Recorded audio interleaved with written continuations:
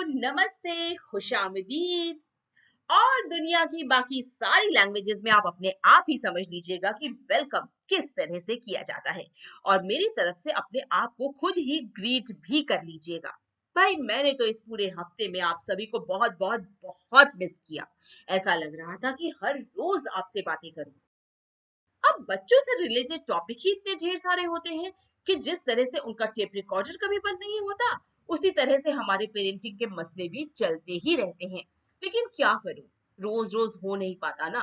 खैर छोड़िए ये सारी बातें। 5 दिन हो गए हैं, इसीलिए भूल गए ना मेरा नाम। ये चलेगा नहीं। अब क्या इतनी फॉर्मेलिटी हो गई है कि मैं जब भी आऊंगी तो अपना नाम याद दिलाना पड़ेगा। देखिए इस बार तो मैं बता दे रही हूँ, लेकिन नेक्स्ट टाइम से आपको खुद ही याद रखना होगा। तो मेरा नाम है गरिमा, और स्मार्ट पेरेंट्स के आज के एपिसोड में आप सभी का बहुत बहुत स्वागत है। हाँ, तो लास्ट एपिसोड में हम बात कर रहे थे फोनिक क्लासेस के मकर जाल यानी एबीसीडी के साउंड्स को लेकर मेरे ख्याल की। तो कहाँ तक पहुंची थी मैं? अरे हाँ, याद आया। ओजस को सिखाने के लिए एबीसीडी के साउंड सीखने की शुरुआत कर चुकी थी मैं। लेकिन बॉस, इससे आसान तो 10th और 12th के बोर्ड एग्जाम्स देना था। ना ना ना, सिलेबस के हिसाब से नहीं कह रही हूं मैं। 10th और 12th की पढ़ाई में कम से कम लॉजिक तो होता है। बाय गॉड, बहुत ही अवैज्ञानिक भाषा है ये अंग्रेजी। सीयूटी कट, बीयूटी बट, लेकिन पीयूटी पुट। वैसे तो ये लाइनें अपने धर्म पाजी की फिल्म चुपके चुपके से मारी हुई हैं, लेकिन उन दिनों मेरा हाल कुछ कुछ ऐसा ही था। बेसिक साउंड्स तो समझ में आ गए थे, सेकेंडरी साउंड्स का फंडा भी थोड़ा बहुत दिमाग में घुसने लगा था, लेकिन सिर्फ थोड़ा बहुत ही।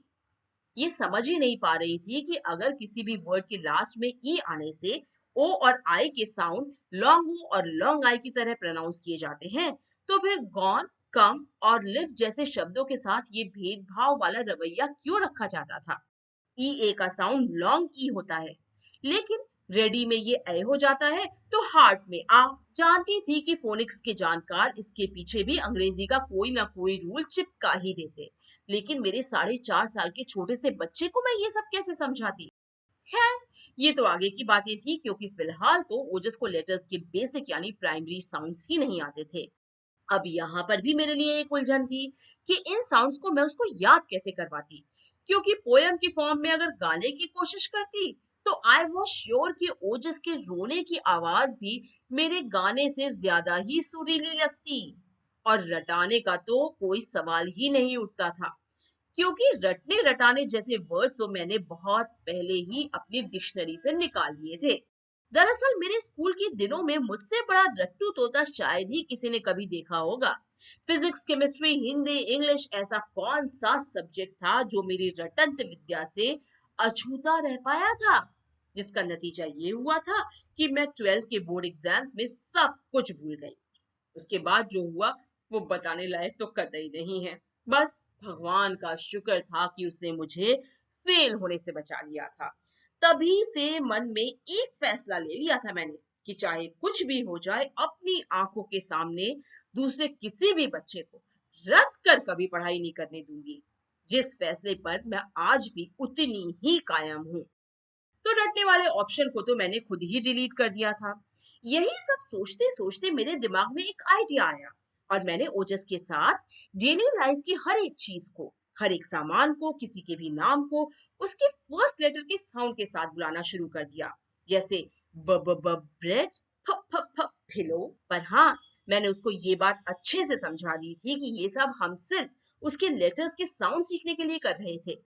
इसलिए मैं इस बात का भी ध्यान रख रही थी कि कहीं उसको इस तरह से बोलने की आदत ही ना पड़ जाए। खैर, मुश्किल से एक हफ्ते के अंदर मेरा ये मिशन सक्सेसफुल हो गया, यानी फॉर्मूला काम कर गया। और कम से कम ओजस भाई साहब को सभी लेटर्स के प्राइमरी साउंड तो आ ही गए। लेकिन दिल्ली तो अब भी दूर ही थी, क्योंकि सेकेंडरी साउंड्स और लेटर्स की ब्लेंडिंग, जो कि रीडिंग करने के लिए सबसे इंपॉर्टेंट होते हैं, उस पार्ट को तो मैंने अभी तक टच भी नहीं किया था। पर इतने दिनों में एक तरह से मैं तंग आ चुकी थी। अपने बेटे से नॉर्मल तरीके से बात करने के लिए तरस गई थी मैं। इसलिए इस बार मैंने डिसाइड कर लिया था कि मुझे ओजस की क्लास टीचर से मिलना ही होगा और मिलकर एक बार में सारी बातें क्लियर करनी होंगी। तो गर्मी की छुट्टियां शुरू होने से पहले ही पीटीएम के जरिए मैं उसके स्कूल पहुंच गई। यस मैम, ओजस की परफॉर्मेंस कैसी है? वेल, पहले से तो बेटर है अभी, लेकिन अभी भी वो फोनिक्स में कमजोर है, इसलिए इंग्लिश के वर्ड्स ठीक से नहीं पढ़ पा रहा। समझ नहीं आ रहा था कि टीचर के इस जवाब पर मैं हंसती, रोती या फिर अपने बाल नोचना शुरू कर देती। मेरा छोटा सा बच्चा, जिसको सुलाने और खिलाने में मुझे दादी नानी याद आ जाती थी, यहाँ तो उसको शेक्सपियर बनाने की तैयारी चल रही थी। खैर, दिल की बात दिल में ही रखने में समझदारी थी, इसलिए टीचर की बात पर कुछ भी रिएक्ट किए बिना ही मैंने अपना सबसे इम्पोर्टेंट क्वेश्चन पूछ लिया। मैम, आपको फोनिक्स चाहिए या फिर रीडिंग? मेरा सवाल बिल्कुल सीधा था। ऑफ कोर्स रीडिंग, लेकिन बिना फोनिक्स के ये पॉसिबल ही नहीं हो सकता। वो सब आप मेरे ऊपर छोड़ दीजिए मैम, मैं देख लूंगी। कह तो ऐसे दिया था जैसे मेरे चुटकी बजाने भर की देर थी। उसके बाद तो ओजस को लंदन का साहब बनने से कोई नहीं रोक सकता था। कोई प्लान था भी मेरे दिमाग में, या फिर मैं हवा में ही किला बनाने में लगी हुई थी? कहीं गलती से भी स्कूल पर तो ये जिम्मेदारी डालने के चक्कर में नहीं आ गई थी कि थोड़ी दूर तक नाव को मैंने चला दिया था, अब यहाँ से आगे दूसरे किनारे तक ले जाने की जिम्मेदारी स्कूल को संभालनी चाहिए।